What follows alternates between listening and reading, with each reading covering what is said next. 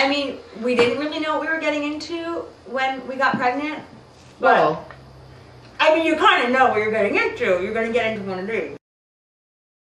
yeah, I mean, It happened so fast. we didn't necessarily, we weren't planning it out, but We weren't planning it. It was our first date, so there wasn't a lot of planning, but I'd say during the appetizer. It wasn't like, it wasn't like the first date, you know, you make it sound like it was. No, it was the first date. I know, but it wasn't like the, it wasn't like within the first hour. First date. Yeah. We had been talking on J-Date for quite a while. Yeah, we'd known each other for a while before anything, we actually got through email. Pregnant. And there was like three. Pregnant through email, but we had known each other. We got pregnant through, no, there was around 3 phone calls. There were some phone calls and a ton of email.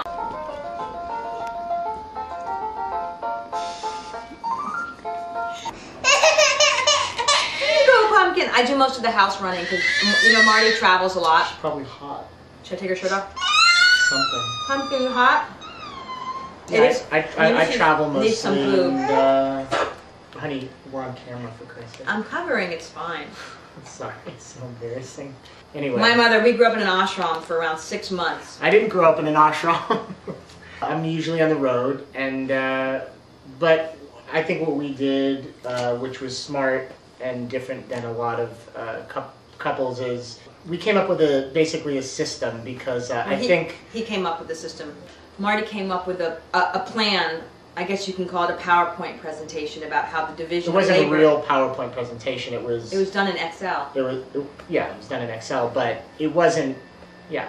Somehow it's always assumed that the woman's going to be the primary caregiver. So like on the weekend, if Marty's been away, I really want to get to the gym, but he whips out the presentation, and lo and behold, I have to bathe the baby and do this and that because he's earned like 3 hours of gym and golf. Yeah. I mean, I think. Well, yeah. I mean, it's not necessarily earning.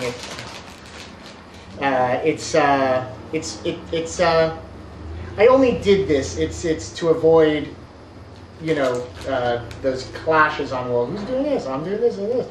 I basically laid everything out.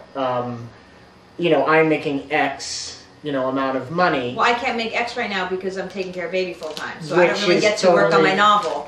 Which, if I was working on my novel, I'd be selling it by now. Right. Which you know, we're all in support of her doing that. But if my novel sells, things will change. Because I'll be doing book tours and. Right. And I mean, I haven't written it yet, but once I've got like another month of research, and then it's just gonna pop out of me. It's been gestating for so long, like a baby. Oh. Anyway, she gave me. I read that poem. You gave me that poem. The haiku.